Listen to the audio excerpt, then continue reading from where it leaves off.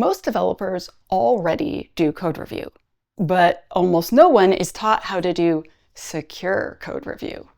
So what usually happens is this. We review for style, for correctness, for would I be able to maintain this? Will I know what this does later? And then the security of the code kind of just gets vibes. Today I want to fix this together. Let's take a look at that. Hi, I'm Tanya Janca, also known as She Hacks Purple. Welcome to DevSec Station, a podcast for software developers who want to build more secure software. In each episode, I'll share a short practical lesson about secure coding, software security, and how to build safer systems without slowing development down. You can jump in at any episode, at any time. No homework required. This episode is sponsored by Maze. One of the biggest problems in security right now is that every vulnerability or cloud scanner says everything is critical, and honestly, no one has time for that. Maze uses AI agents to investigate vulnerabilities in context, so you can focus on the issues that are actually exploitable in your environment and not just theoretically scary. Their AI agents also generate and prioritize fixes that knock out multiple vulnerabilities at once, which is honestly the kind of scaling that security teams really need right now. Learn more about Maze at mazehq.com/devsec. If you review pull requests, approve changes, or merge code into shared repos, this episode is for you. And for your information, you do not need to be a security expert to do a secure code review.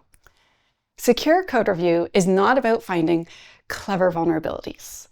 It's about verifying that security controls are present, that they're in the correct spot, and usually doing what they're supposed to do.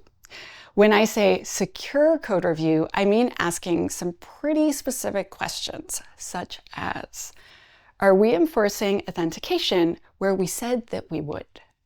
Are authorization checks happening at the right boundary every time? Is untrusted input verified as safe before it's being used? Are secrets, sensitive data, and errors treated the same way that our system expects that they should be? Security controls are just code, and code review is where we decide whether that code is correct or not. A secure code review checks that controls exist, they're applied consistently, and that they haven't accidentally been bypassed, weakened, or misplaced. And this is the important part. You don't need to understand every attack to do this well. You just need to understand where trust changes and what is supposed to protect that boundary. That's it. When you focus on the controls and trust boundaries, secure code review becomes concrete, repeatable, and pretty fast. Let me show you how security usually slips by during code review in real life. A pull request comes in and it adds a new endpoint or a new handler, or there's a small refactor. The reviewer looks at it and they check the code compiles, the tests pass, the naming looks good, there's nothing obvious that's broken, looks good to me, and then guess what didn't get checked, right? No one verified whether the endpoint was behind authentication, no one checked whether authorization happened before that action, no one checked that it happened every single time, no one noticed that the input validation was actually happening after that data had already been used in your system. And maybe no one confirmed what happened if a request fails, and so we don't have a plan for that. This isn't because reviewers don't care. That's not it. It's because the code looked reasonable, and the review didn't explicitly ask security questions of the reviewer. The security controls weren't obviously wrong.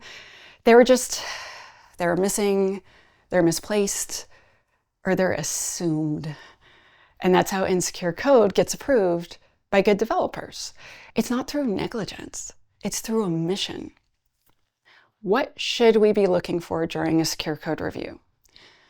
When you are doing your code review, you don't need to inspect everything for security.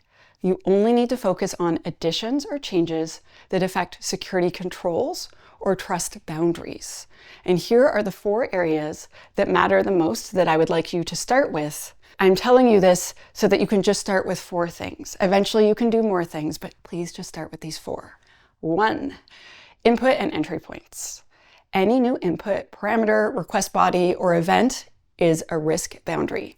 Ask, where does this data come from? Is it validated already? What happens if it's malformed or it's malicious? 2, authentication and authorization. Any changes that affect who can do what deserves attention. Ask, who is allowed to trigger this? Is that enforced in code or is it assumed? Do we reuse an existing known safe pattern, or are we just YOLOing it and making something new?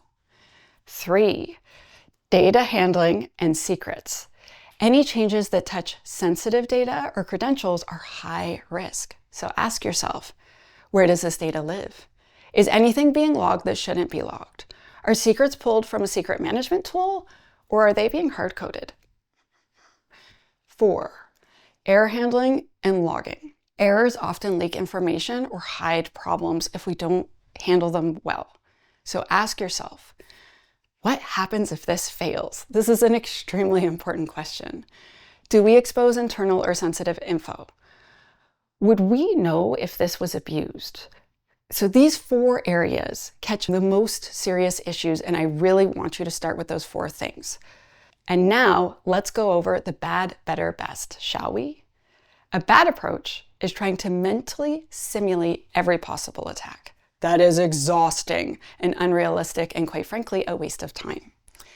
A slightly better approach is assuming tooling or the security team will find all the issues later. And yes, they'll find some, but it is far from perfect and it's an expensive approach.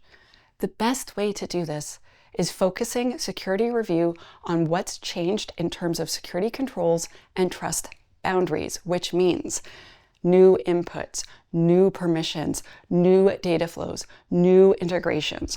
When you look for these consistently, secure code review becomes fast and repeatable. If you do just one thing after this episode, please do this. Add a small security checklist to your pull request template.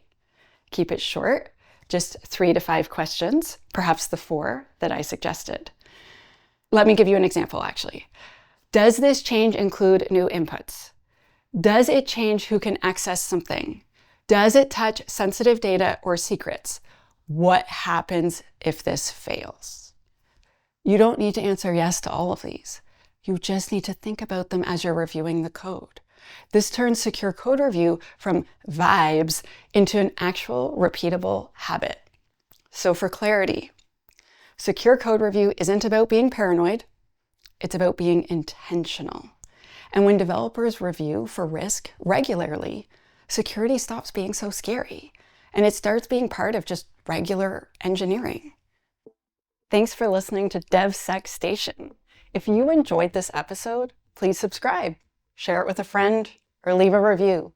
It helps more people discover the show. If you'd like to learn more, I'm Tanya Janca, also known as She Hacks Purple, and I teach secure coding training for software developers. You can find me online at shehackspurple.ca. Thank you for being here.